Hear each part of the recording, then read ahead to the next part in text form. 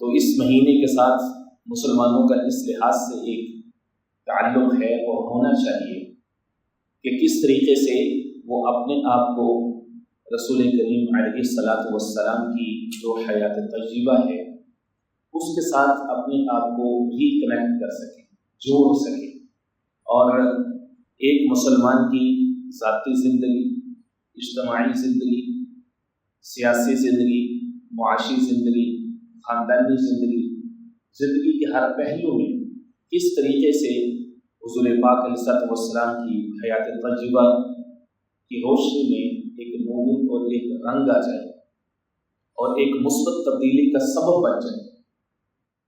یاد رکھیں کہ جو سٹیٹس ہے، جو حیثیت ہے حضور پاک علیہ الصلوۃ والسلام کی، جو مقام ہے، وہ ایسی چیز ہے جس کا تعلق ہمارے ایمان اور عقیدے سے، نہ ان جیسا کوئی تھا، نہ ہے، نہ ہوگا۔ اللہ رب العزت نے اپنے محبوب نبی کریم علیہ الصلوۃ والسلام کو خاتم النبیین کے عہدے سے، اس رینک سے، اس سٹیٹس سے نوازا کہ محبوب آپ پر ہم نے نبوت کو ختم کر دیا ہے، اب آج کے بعد آپ کے بعد کوئی نبی یا کوئی رسول نہیں ہوگا۔ رہتی دنیا تک اللہ رب العزت نے، رہتی انسانیت تک حضور پاک علیہ الصلوۃ والسلام کے سر اقدس پہ تاج ختم نبوت سجا دیا ہے۔ یہ صرف اس ڈیوائس کے ذریعے سے ہی آپ کسی کی مثال لے لیں، ہر ایک کے جیب میں، ہر ایک کے ہاتھ فنگر کے نیچے قرآن و حدیث موجود ہے، پیغام تو موجود ہے۔ یہ تو انسان کے اپنے اوپر ہے کہ وہ اس سے کیا فائدہ اٹھاتا ہے، کیا نہیں اٹھاتا۔ فرمایا میرا اللہ رب العزت نے میری غور کے ساتھ مدد کی، وَأُحِلَّتْ لِيَ الْغَنَائِمُ، اور فرمایا کہ میرے لیے مال غنیمت کو حلال کر دیا گیا۔ پہلی امتوں پر مال غنیمت حلال نہیں تھا، وہ جب بھی جہاد کرتے تھے، لڑائی کرتے تھے، دشمن سے جو ان کو مال ملتا تھا، مال غنیمت جو ملتا تھا، وہ ان میں تقسیم نہیں ہو سکتا، بلکہ حکم یہ تھا کہ اس سارے مال کو اٹھا کر کے کسی بلند جگہ پر، پہاڑ پر، چوٹی پر جا کے رکھیں گے، آسمان سے آگ آئے گی، وہ اس کو اگر اس نے جلا دیا، امتحان چیک کریں گے، اس کو جلا دیا تو سمجھو کہ ان کا جہاد قبول ہے، ان کی قربانیاں قبول ہیں، ان کی شہادتیں قبول ہیں۔ لیکن اگر آگ نہ آئی، وہ ویسے پڑا رہ گیا تو قبول نہیں ہے۔ الحمدللہ رب العالمین والعاقبۃ للمتقین، اما بعد فاعوذ باللہ من الشیطان الرجیم، بسم اللہ الرحمن الرحیم۔ لقد كان لكم في رسول الله أسوة حسنة لمن كان يرجو الله واليوم الآخر وذكر الله كثيرا، وقال الله تعالى ما كان محمد أبا أحد من رجالكم ولكن رسول الله وخاتم النبيين وكان الله بكل شيء عليما، وقال النبي صلى الله عليه وسلم فضلت على الأنبياء بست، أعطيت بجوامع الكلم ونصرت بالرعب، وأحلت لي الغنائم، وجعلت لي الأرض مسجدا وطهورا، وأرسلت إلى الخلق كافة، وختم بي النبيون، أو كما قال عليه الصلاة والسلام۔ صدق اللہ العظیم وصدق رسولہ النبی الکریم، ونحن على ذلك لمن الشاہدین والشاکرین، والحمد للہ رب العالمین۔ مولاي صل وسلم دائما ابدا على حبیبک خیر الخلق كلهم، هو الحبیب الذی ترجى شفاعته لكل هول من الأهوال المقتحم۔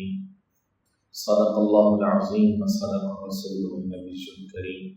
بانتہائی واجب الاحترام، قابل صادق احترام بزرگ بھائیوں، نوجوان ساتھیوں، پردہ میں سماعت کرنے والی ماں اور بہنوں، ماہ ربیع الاول 1447 ہجری کا آج یہ 30واں خطبہ جمعہ ہے، اور یہ جو مہینہ ہے یہ اس لحاظ سے ایک خاصیت اور ایک اہمیت مسلمانوں کے دلوں میں رکھتا ہے کہ یہ وہ ماہ مبارک ہے کہ جس کے اندر اللہ جل شانہ عم نوالہ نے اس کائنات کے اندھیرے، اس کائنات کی خزاں کو دور کرنے کے لیے اپنا شجرہ نور بہار کی صورت میں آقا کریم سید المرسلین حضور پاک علیہ السلام کی شکل میں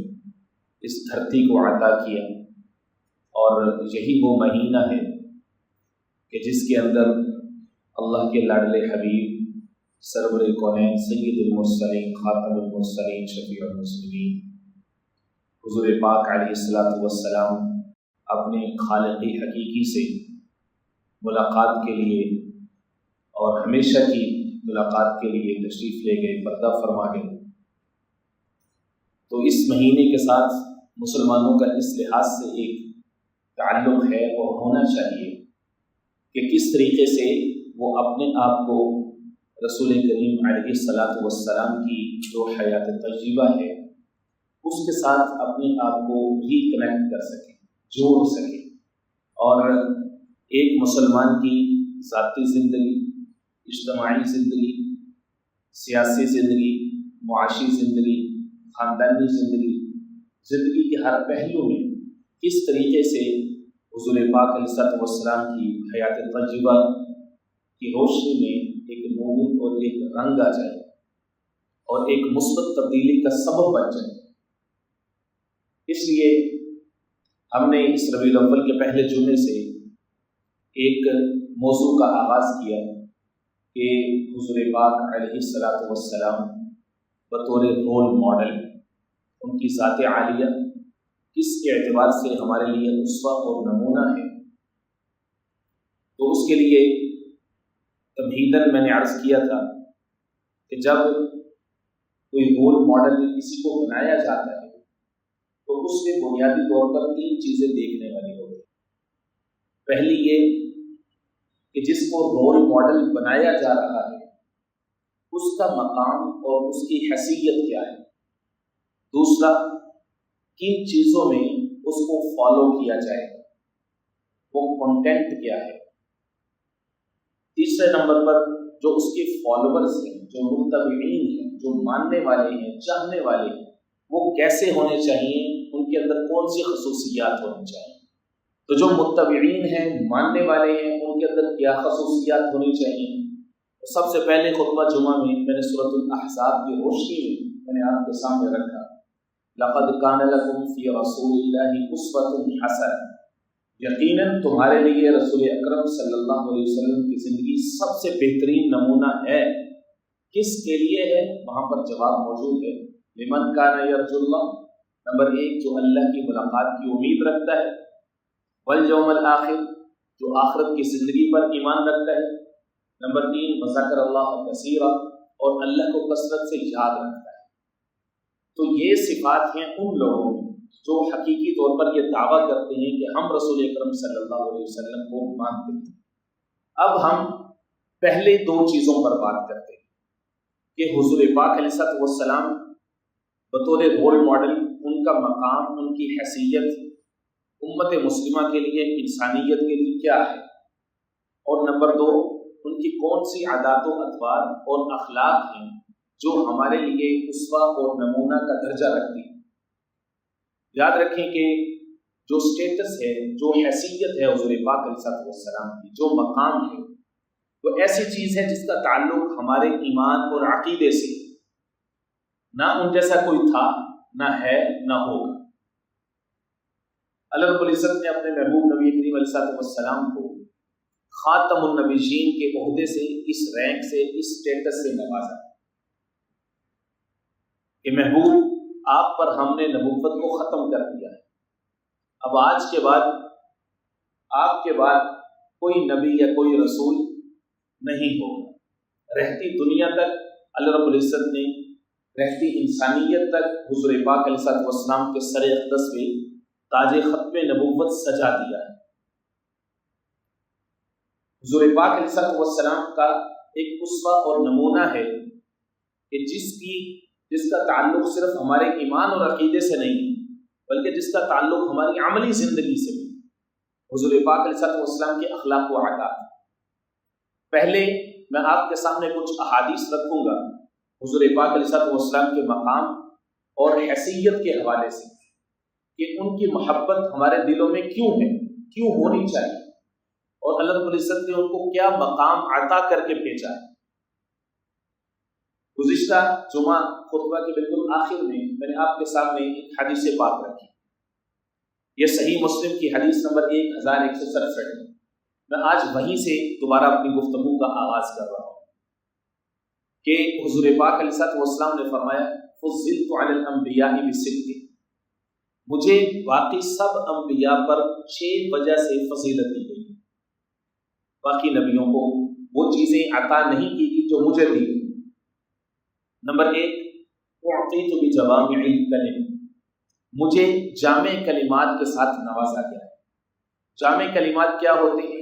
الفاظ حضور پاک علیہ الصلوۃ والسلام تھوڑے ادا کرتے ہیں لیکن اس کا معنی اور مفہوم بہت زیادہ ہوتا ہے۔ یہ ایک خاصہ ہوتا ہے صاحب کلام کا کہ وہ دریا کو کوزے میں بند کرتا ہے، معنی بہت زیادہ ہوتا ہے لیکن اس کو الفاظ مختصر استعمال کرتا ہے، ریپیٹیشن نہیں ہوتی۔ یہی وجہ ہے آپ کے سامنے کہ کتب احادیث یا احادیث کی تعداد کم ہے، حضور پاک علیہ السلام کے فرامین کی تعداد کم ہے، چند ہزاروں میں، لیکن ان کی تشریحات اور ان کتابیں اتنی زیادہ ہیں کہ لائبریریاں پڑھ سکتے ہیں، معنی بہت زیادہ۔ اس کو کہتے ہیں جامع کلمات عطا کیے گئے۔ ایک حدیث پاک میں آپ کے سامنے مثال کے طور پر رکھتا ہوں۔ حضور پاک علیہ السلام نے فرمایا انما الاعمال بالنیات، مشکات شریف کی پہلی حدیث ہے، انما الاعمال بالنیات، عملوں کا دار و مدار نیت کے اوپر ہے۔ وانما لکل امرئ ما نوى، ہر شخص کو وہ کچھ ملتا ہے جو وہ نیت کرتا ہے، اس کی نیت کا ہر شخص اپنی نیت کا پھل کھاتا ہے۔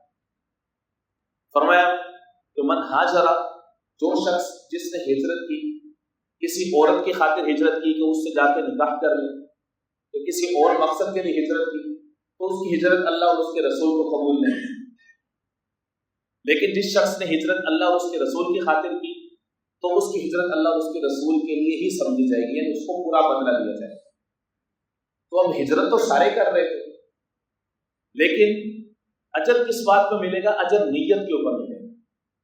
اب اس حدیث پاک کی تشریح کے لیے آپ صفحات گننا شروع کر دیں، تشریحات جو حدیث کی کتب کی ہے، انسان حیران ہو جائے کہ حضور پاک علیہ السلام کو رب العزت نے کیا کمال عطا فرمایا، علم کا خزانہ عطا فرمایا، حکمت کا خزانہ عطا فرمایا، کہ الفاظ تھوڑے لیکن مفہوم بہت زیادہ۔ دوسری خصوصیت فرمایا وَنُصِرْتُ بِالرُّعْبِ، مجھے رعب کے ساتھ میری مدد کی گئی۔ کیسا رعب؟ فرمایا دوسری حدیث پاک کے اندر کہ میرا دشمن مسیرۃ ثلاثۃ اشہر، میرا دشمن مجھ سے 3 مہینے کی مسافت پہ بیٹھا، تو اللہ رب العزت وہیں بیٹھے اس کے دل میں میرا رعب ڈال دے۔ امیجن کیجئے کہ عرب کا وہ زمانہ کہ 3 مہینے کا مطلب کیا ہے کہ اگر انسان درمیانی رفتار سے چلنے والے کسی گھوڑے، گدھے، اونٹ پر سفر کرتا ہے تو زیادہ سے زیادہ 3 مہینے میں 2 ملک چلا جائے گا، 3 ملک چلا جائے گا، کتنا چلا جائے گا؟ لیکن جو قرآن سننا ہے، یہ اس سے نکلنے والے قوانین ہیں، یا حضور پاک علیہ السلام کی نبوت کی جو طولانی ہے وہ تو قیامت تک ہے۔ اب اس کو آج کے زمانے کے ساتھ کمپیئر کریں، اس حدیث پاک کو آج کے زمانے میں لائیو لا کے اس کا انالیسس کیجیے۔ دشمن 3 مہینے کے مسافت پر ہے۔ آج کے کمیونیکیشن کے ذرائع کتنے فاسٹ ہیں، کتنے تیز ہیں کہ انسان چند گھنٹوں میں ایسے جیٹس موجود ہیں کہ چند گھنٹوں میں پورے زمین کا قطر ماپا جا سکتا ہے۔ تو کون سا وہ کونا یا علاقہ ہوگا کہ جہاں پر حضور پاک علیہ السلام کا فیض، حضور کا روح نہیں پہنچا ہوگا؟ آج رب العزت نے اپنے محبوب کا پیغام، قرآن کا پیغام دنیا کے ہر کونے کونے تک پہنچا دیا۔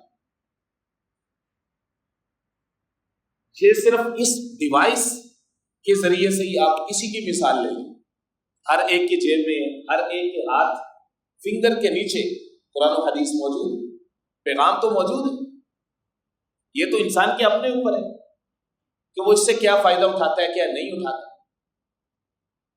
فرمایا میرا اللہ رب العزت نے میری غرب کے ساتھ مدد کی، وَأُحِلَّتْ لِيَ الْغَنَائِمُ، اور فرمایا کہ میرے لیے مال غنیمت کو حلال کر دیا گیا۔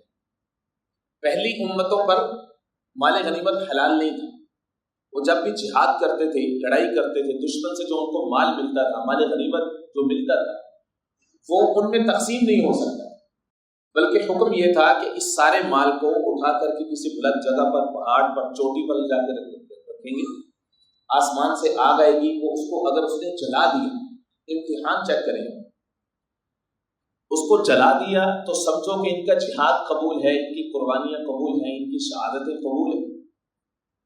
لیکن اگر آگ نہ آئی، وہ ویسے پڑا رہ گیا تو قبول نہیں ہے۔ اور اللہ رب العزت نے اپنے محبوب علیہ السلام کے صدقے اس امت پر، انسانیت پر کتنی رحمت فرما دی، کتنے پردے رکھ دیے۔ فرمایا کہ جو شخص اپنے مال بچاتے ہوئے مر جاتا ہے وہ بھی شہید ہو جاتا ہے، عورت کو بھی یہ مقام ہے کہ وہ تکلیف میں مرتی ہے وہ بھی شہید ہو جاتا ہے۔ ہر آدمی کی قربانیاں اللہ کے ہاں ہم امید رکھتے ہیں کہ اللہ قبول کر لے گا۔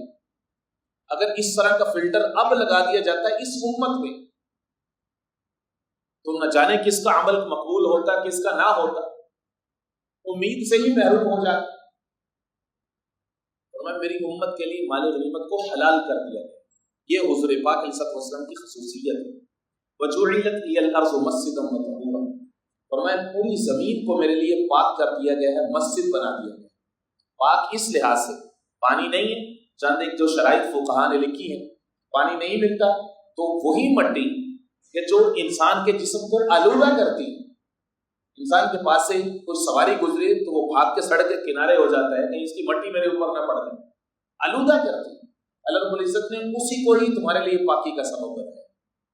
پانی نہیں ملتا، 2 ضربے مارو زمین کے اوپر، پہلی دفعہ دونوں ہاتھ صاف جھاڑو، کیونکہ مٹی منہ میں ملنا مقصد نہیں ہے، پہلی دفعہ پورا منہ کے اوپر اس کو پورا پھر دوسری دفعہ زمین کے اوپر، پھر جھاڑیں، اور پھر پہلے دایاں بازو کونیوں تک، پھر بایاں بازو کونیوں تک، بس تیمم پاک ہو۔ یہ غسل کی بھی ریپلیسمنٹ ہے اور وضو کی بھی ریپلیسمنٹ۔ پہلی امتوں کے لیے کیا تھا؟ عبادت صرف عبادت گاہ میں ہوگی، عبادت خانے میں ہوگی صرف۔ اس امتی کی موجیں فرمایا اپنے گھروں کو مسجد بنا لو، اپنے گھروں کو قبرستان مت بناؤ، گھر کی ایک مسجد بناؤ، ایک کونا بناؤ جہاں پہ تم نماز پڑھو، نوافل پڑھو، سنتیں ادا کرو، جماعت کے لیے مسجد میں آؤ، سفر میں چل رہے ہو سڑک کے کنارے کہیں پر بھی آپ نماز پڑھ سکتے ہو۔ پوری زمین کو، روئے زمین کو فرمایا میرے لیے مسجد بنا دیا، پاک کر دیا۔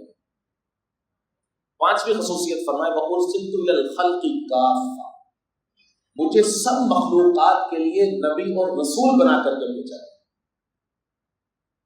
ہر ایک مخلوق کے لیے اللہ رب العزت نے اپنے محبوب کو نبی بنا کر کے بھیجا ہے، ہواؤں کے لیے، فضاؤں کے لیے، جنوں کے لیے، انسانوں کے لیے، جانوروں کے لیے، کائنات کی ہر ایک چیز کے لیے، ہر ایک مخلوق کے لیے اللہ رب العزت نے اپنے محبوب علیہ الصلوۃ والسلام کو نبی بنا کر کے بھیجا۔ وَأُرْسِلْتُ إِلَى الْخَلْقِ كَافَّةً، کائنات کی ہر مخلوق، ہر چیز یہ حضور پاک علیہ السلام کے حکم کے تابع تھی، ہر چیز۔ حضور پاک علیہ السلام کے معجزات جن کا ذکر اگلے جمعے کو میں کروں گا آپ کے سامنے۔ ایک معجزہ حیران کن ہے، حضور پاک علیہ السلام سفر میں جا رہے تھے، قضائے حاجت کے لیے کہیں بیٹھنا تھا تو درختوں کو اشارہ کیا، درخت آئے اور انہوں نے پردہ کیا، زمین کی چھاتی چیر کے آئے، انہوں نے پردہ کیا۔ معجزات اگلے جمعے میں ذکر کروں۔ کائنات کی ہر چیز کے لیے، ہر مخلوق کے لیے اللہ رب العزت نے اپنے محبوب کو نبی بنا کر کے بھیجا۔ اور 6ٹھی خصوصیت فرمایا وَخُتِمَ بِيَ النَّبِيُّونَ، میرے ذریعے نبیوں پر، ان کی نبوت پر مہر لگائی گئی۔ اس کے ملٹیپل میننگ ہیں، اس کے اندر حضور پاک علیہ السلام کے اتنے فضائل چھپے ہیں کہ انسان حیران رہ جاتا ہے۔ کچھ خطبات جمعہ قبل میں نے آپ کے سامنے سورہ آل عمران سورہ نمبر 3 کی آیت نمبر 81 رکھی تھی آپ کے سامنے، جس میں اللہ رب العزت نے فرمایا کہ ہم نے اسمبل کیا، سب انبیاء کی ایک اسمبلی کی، سب کو اکٹھا کیا، اللہ رب العزت نے ایک محفل سجائی اپنے محبوب کی مدح سرائی کے لیے، اپنے محبوب کے سر پر تاج نبوت سجانے کے لیے محفل سجائی۔ اس میں جو سپیکر تھا، جو خطیب تھا، وہ خود اللہ تھا، وہ خود خدا تھا، سننے والے انبیاء تھے، اور موضوع شان مصطفیٰ تھا۔ سورہ آل عمران کے نمبر 81 اٹھائیں، اللہ نے سب انبیاء سے خطاب کر کے کہا کہ آتیتکم من کتاب، نبیوں میں تمہیں نبوت بھی دوں گا، کتاب بھی دوں گا، حکمت بھی دوں گا، ساری دولت تمہیں عطا کروں، لیکن یاد رکھو تمہارے بعد میرا ایک نبی آئے گا، آمنتم بھی لتؤمنن بھی ولتنصرن، تم اس پر ایمان بھی لاؤ گے، اس کی مدد بھی کرو گے، اقررتم، یا تم اقرار کرتے ہو؟ قالوا اقررنا، سب نے کہا ہم اقرار کرتے ہیں۔ اللہ نے فرمایا فاشهدوا وانا معكم من الشاهدين، تم بھی گواہ رہو، میں بھی گواہی دیتا ہوں۔ یہ حضور پاک علیہ السلام کی شان مبارک میں یہ اللہ رب العزت نے خود جلسہ ہے، یہ ہے وختم بالنبیون، فرمایا کہ مجھے اللہ رب العزت نے تاج ختم نبوت عطا کیا ہے۔ اب کوئی اور تا قیامت کوئی بھی شخص ختم نبوت کے کسی بھی میننگ مفہوم کے اعتبار سے حضور پاک علیہ السلام کے بعد نبوت کا دعویٰ نہیں کر سکتا۔ جو کرے گا اور جو اس کو مانے گا، دعویٰ کرنے والا بھی، اس کو ماننے والا، مرد عورت چاہے جو بھی ہو، کسی بھی معنی کے اعتبار سے وہ دائرہ اسلام سے خارج ہے۔ میں تفصیل کے ساتھ پاکستان کے اندر جو قانون ختم نبوت ہے اور جو مسلمان کی تعریف ہے 1973 کے کانسٹیٹیوشن میں، وہ میں گزشتہ جمعہ آپ کے سامنے رکھ چکا ہوں۔ تو حضور پاک علیہ السلام کا یہ جو تاج ہے، تاج ختم نبوت، یا حضور پاک علیہ السلام کا یہ جو عہدہ ہے، یہ جو رینک ہے، یہ جو حیثیت ہے خاتم النبیین، یہ سورۃ الاحزاب جو کہ میں نے آپ کو ریکمینڈ کی تھی، آپ سے درخواست کی تھی کہ آپ اس کو ضرور پڑھیں ربیع الاول کے مہینے میں۔ آپ سب سے میں درخواست کروں گا کہ سورۃ الاحزاب سورہ نمبر 33 ہے قرآن مجید کی، قرآن نمبر 21 کے آخر سے شروع ہوتی ہے، 22 کے شروع میں جا کر کے مکمل ہوتی ہے، تقریباً آدھے پارے کی سورہ ہے، اور اس کی تقریباً سمجھ لیجیے کوئی آیات، کوئی 70 پلس اس کی آیات ہیں۔ آپ حضرات اس کی روزانہ کوئی 5-5 67 آیتیں بھی پڑھیں نا، تو 8-10 دنوں میں آپ پوری سورہ پڑھ سکتے ہیں۔ حضور پاک علیہ السلام نے دوسری جگہ پہ فرمایا، یہ بخاری شریف کی حدیث نمبر 3535، فرمایا مثلی و مثل الانبیاء من قبل، میری مثال اور جو مجھ سے پہلے انبیاء گزرے ان کی مثال کیسی ہے؟ فرمایا کمثل رجل، ایک شخص کے بارے میں سمجھیے، بنا بیتن، جس نے ایک گھر بنایا، ایک عمارت بنائی، فاحسنہ واجملہ، اس کو بہت خوبصورت بنایا، بہت حسین بلڈنگ اس نے تیار کی، ایک محل بنایا اس نے۔ اب وہ جو بلڈنگ ہے الا موضع لبن، اس میں سے اس نے ایک اینٹ ایک دیوار سے خالی چھوڑ دی، من زاویہ، ایک جگہ سے، فجعل الناس یطوفون به، لوگ آتے ہیں وہ شاہکار بلڈنگ کو دیکھتے ہیں، یطوفون، اس کا طواف کرتے ہیں، گھومتے اس کو ہر اینگل سے دیکھتے ہیں، ویعجبون له، اور اس پر تعجب کرتے ہیں، ویقولون، کہتے ہیں، ہلا وضعت هذه اللبنہ، یار یہ بلڈنگ بہت خوبصورت ہے، بہت سونی، لیکن یہ ایک اینٹ لگ جاتی نا تو اس کی خوبصورتی کیا ہو جاتی؟ مکمل ہو جاتی۔ وہ تعجب کا اظہار کرتے۔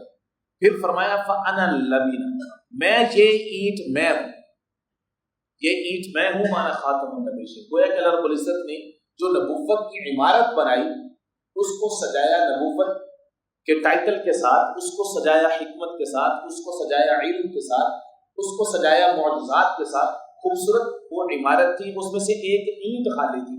جب آمنہ کا لال آیا تو وہ نبوت کی عمارت مکمل ہو گئی، اور پوری انسانیت کو یہ پیغام دیتی ہے کہ اب قیامت تک صرف سرداری ہوگی تو اللہ کے محبوب بن سکتے۔ ایک اور حدیث پاک میں آپ کے سامنے رکھ دیتا ہوں، ترمذی شریف کی حدیث نمبر 2219 سے حضور پاک علیہ السلام نے فرمایا سیکون من امتی 30 کذاب، میری امت میں سے 30 لوگ اٹھیں گے جو کہ کذاب ہیں۔ کذاب یہ ٹائٹل ہے اس شخص کا جو حضور پاک علیہ السلام کے بعد نبوت یا رسالت کا دعویٰ ہے۔ کذاب کا لفظ کذب سے نکلا ہے، کذب عربی میں کہتے ہیں جھوٹ، تو جو جھوٹا ہوتا ہے اس کو عربی میں کہتے ہیں کاذب، یہ انیشل ڈگری ہے۔ کذاب اس کی سپرلیٹو ڈگری ہے، بہت جھوٹا. یعنی کاذب وہ ہے جو زبان سے جھوٹ بولتا ہے، کذاب وہ ہے جس نے جھوٹ کا پورا لباس پہنا ہو، ہے ہی جھوٹا، سر سے لے کے پاؤں تک ہے ہی جھوٹا. اتنا بڑا جھوٹ ہے کہ ہر آدمی اس کے جھوٹ کو پکڑ سکے، وہ کذاب. اس کے لیے حدیث پاک نے خود ٹائٹل منتخب کیا، کذاب، بہت بڑا جھوٹا، کہ اس نے جھوٹ کا لباس پہنا ہو. اور میں میری امت میں سے 30 کذاب ہوں، 30 ایسے لوگ آئیں گے جو کہ کذاب ہوں، یعنی نبوت کا دعویٰ کریں گے.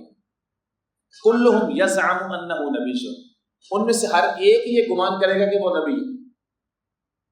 وَأَنَا خَاتَمُ النَّبِيِّينَ لَا نَبِيَّ بَعْدِي، فرمایا یاد رکھو کہ میں خاتم النبیین ہوں، لا نبی بعدی، میرے بعد کوئی نبی نہیں آئے. یہی ترمذی شریف کی حدیث نمبر 3731. آقا کریم علیہ السلام ایک غزوہ میں روانہ ہو رہے تھے، اور حضور پاک علیہ السلام نے جناب سید علی المرتضیٰ شیر خدا رضی اللہ تعالیٰ عنہ کو یہ حکم دیا کہ آپ مدینہ میں رہیں. تو انہوں نے عرض کیا یا رسول اللہ صلی اللہ علیہ وسلم، سب مجاہدین جا رہے ہیں، یہ داد شجاعت دیں گے، دشمن کے مقابلے میں لڑیں گے، اور مجھے آپ بچوں اور عورتوں میں چھوڑ کے جا رہے ہیں، ایسا بہادر علی، یا رسول اللہ مجھے ادھر کیوں چھوڑ کے جا رہے ہیں؟ حضور پاک علیہ السلام نے اس وقت کیا جملے کی ارشاد فرمائی. یہ روایت جو میں آپ کے سامنے رکھ رہا ہوں، یہ کتب حدیث بھری پڑی، تقریباً صحیح ستہ کے علاوہ بھی باقی جو کتب حدیث ہیں ان کے اندر بھی آپ کو مل جائے.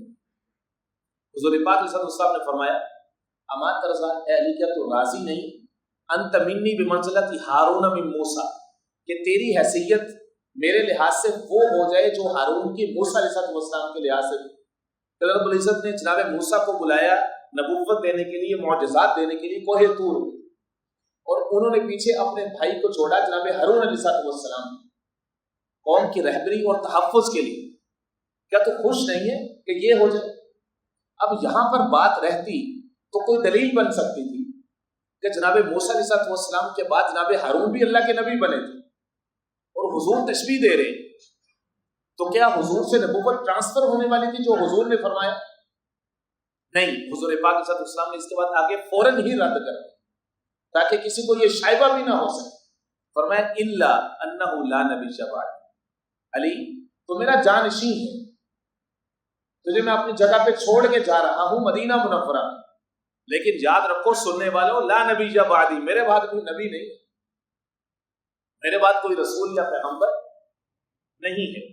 یہ حضور پاک علیہ السلام کے وہ ٹائٹل ہیں، وہ حیثیتیں ہیں، یا وہ مقام ہے کہ جن کا تعلق ہمارے ایمان اور عقیدے سے.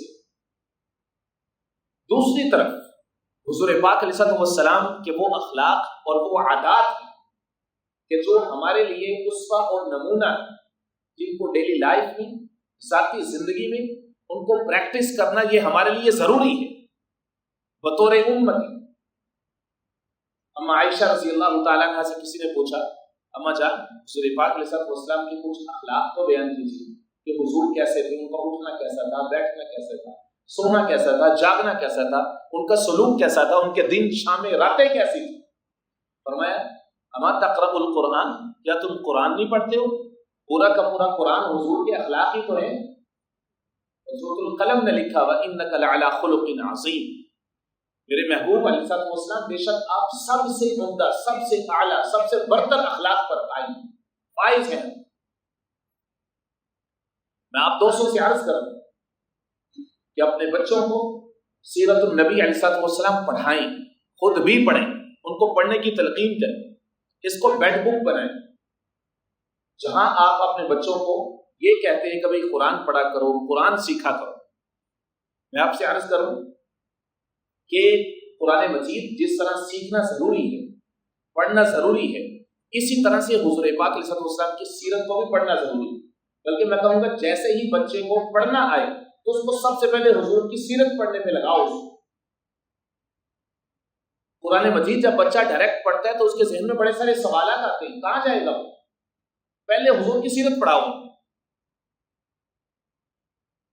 اور ملٹیپل لینگویجز سیرت اویلیبل ہے، اور آج کے زمانے میں یہ موبائل فون ہر ایک کے پاس، ہر 12 13 14 سال، شاید میں عمر زیادہ بول رہا ہوں، اس سے بھی پہلے بچے کے پاس یہ فون آ جاتا ہے۔ اس میں اپلیکیشن ہے، جہاں پہ گیمز کی اپلیکیشن ہے وہاں پہ یہ والی اپلیکیشنز کیوں نہیں آ سکتی؟ اردو میں، انگلش میں، ہر زبان میں اویلیبل۔ جو ہمارے بر صغیر پاک و ہند کے اندر سیرت النبی علیہ السلام کے حوالے سے جو کام ہوا ہے وہ بڑا شاندار ہے، بلکہ دنیا بھر کے اندر یقیناً صرف مسلمان نہیں، کفار غیر مسلم نے جس طرح سے حضور پاک علیہ السلام کی سیرت کے بارے میں لکھا ہے، انسان کی عقل تنگ رہ جاتی ہے کہ ایسی شخصیت، ایسا کردار جس نے زمانے کو متاثر کیا۔ بالفضل ما شہدت به الاعداء، اصل فضیلت وہ ہوتی ہے کہ دشمن گواہی دے، دشمن گواہی دے، دشمن بولے کہ مسلمانوں کا پیغمبر کیسا تھا، دشمن بولے کہ مسلمانوں کے پیغمبر کے اخلاق سب سے اچھے تھے، دشمن بولے کہ مسلمانوں کا پیغمبر سارے انسانوں میں سب سے افضل۔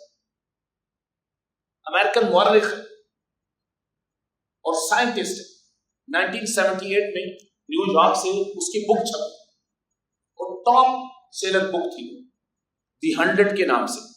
اس نے دی 100 بک کے اندر 100 ایسی شخصیات پوری ہیومن ہسٹری میں، یعنی currently we have 5000 years history, جو ہومو سیپین ہے یعنی ماڈرن جو ہیومن بینگ ہے اس کی 5000 سال کی ہسٹری ہمارے پاس موجود ہے انسانوں کے پاس۔ وہ کہنے لگا کہ 5000 اس ہسٹری کے اندر 100 لوگ جنہوں نے سب سے زیادہ انسانوں کو فائدہ دیا اور انسانیت ان سے انفلوئنس ہوئی، ان کی لسٹ ایک بنا تھا۔ اس 100 لوگوں کی لسٹ میں آپ کو پتا ہے سب سے ٹاپ پہ اس نے کس کو رکھا؟ سب سے ٹاپ پہ میرے اور آپ کے پیغمبر حضور پاک صلی اللہ علیہ وسلم کو رکھا۔ عیسائی تھا وہ، حضرت عیسیٰ تیسرے نمبر پر ہے اس کی لسٹ کے اندر، اور سب سے پہلے اس نے حضور پاک صلی اللہ علیہ وسلم کو رکھا۔ اس نے کہا انصاف کا تقاضا ہے، میری بک جو میری قلم ہے وہ انصاف لکھے گی، جو میرے اندر کی آواز ہے، جو میں نے اسٹڈی کی ہے، وہ عدل و انصاف کے پرچارک تھے، ان کی رحم دلی کمال کی تھی، انسان تو انسان، جانوروں پر ان کا رحم تھا۔ بطور لیڈر وہ کیسے شاندار شخصیت کے مالک، بطور کمانڈر وہ کیسی شاندار شخصیت کے مالک، بطور حکمران وہ کیسی شاندار شخصیت کے مالک۔ اس نے کہا کہ ان جیسا کوئی میچ ہی نہیں، کوئی مثل ہی نہیں ہے، کوئی مثال ہی نہیں، ٹاپ پہ اس نے رکھا۔ اور گاندھی 1924 میں اس نے تحریر لکھی، اس نے کہا کہ میں بڑے عرصے سے میں کتابیں پڑھ رہا تھا، میں ایک شخصیت کی تلاش میں تھا، مجھے اب یہ شخصیت ملی جو مسلمانوں کے پیغمبر ہیں، کروڑوں دنوں میں راج کرتے ہیں۔ ان کی شخصیت، ان کا کردار وہ کردار ہے جو بیک وقت مذہبی معاشرہ اور سیکولر معاشرہ دونوں کے لیے برابر مفید ہے۔ یہ اس نے لکھا، گاندھی نے۔ کیوں؟ کیونکہ وہ آفاقی سچائیوں کی بات کرتے ہیں، یونیورسل ٹروتھ کی بات کرتے ہیں، جو ہر انسان کے دل کو لگتا ہے کہ سچ بولو، مخلوق پر رحم کرو، انصاف کرو، ظلم نہ کرو، کسی کا حق نہ چھینو، کسی کے ساتھ زیادتی نہ کرو، صبر سے تمہارا کردار عظیم ہوگا، شکر سے تمہارے اندر اطمینان کا جذبہ پیدا ہوگا، چھوٹوں پر رحم کرو، بڑوں کی عزت کرو۔ گاندھی نے لکھا کہ یہ وہ کردار ہے، یہ وہ شخصیت ہے جو مذہبی کے لیے اور نان مذہب کے لیے ہر ایک کے لیے یہ رول ماڈل۔ ایک ہندو ہری کرشنا وہ لکھنے لگا، خود نہ تھے جو حضور کی تعریف میں، وہ لکھنے لگا خود نہ تھے جو راہ پر اوروں کے ہادی بن گئے، کیا نظر تھی جس نے مردوں کو مسیحا۔ آج ہم دور ہیں حضور پاک صلی اللہ علیہ وسلم سے، ہم نے وہ سیرت نہیں پڑھی۔ کیسے ہی ہماری زندگی میں میرے دوستوں یہ تبدیلی، انقلاب کیسے آئے؟ میں آپ کے سامنے کچھ 3 سے 4 کتابیں رکھ دیتا ہوں، میں بعد میں مسجد کے واٹس ایپ گروپ میں یہ کتابوں کی تصویریں یا ان کے نام آپ کو بھیج دوں گا مصنفین کے ساتھ۔ النبی الخاتم ایک شاندار کتاب ہے، مولانا مناظر احسن گیلانی کی، اردو میں موجود ہے، انگلش میں بھی موجود ہے۔ الرحیق المختوم ٹاپ سیلر بک ہے اور اس کو پریزیڈنٹ ایوارڈ میں مل چکے ہیں۔ صفی الرحمان مبارک پوری صاحب کی یہ کتاب ہے۔ ضیاء النبی پیر کرم شاہ الازہری علیہ الرحمہ کی کتاب ہے، بہت شاندار ہے، پڑھنے سے تعلق رکھتی ہے۔ اسی طرح سے رحمت للعالمین قاضی سلمان منصور کی 3 والیومز میں یہ بک ہے، حضور پاک علیہ السلام کی پوری حیات طیبہ کو یہ احاطہ کرتی ہے۔ آپ یہ پڑھ سکتے ہیں.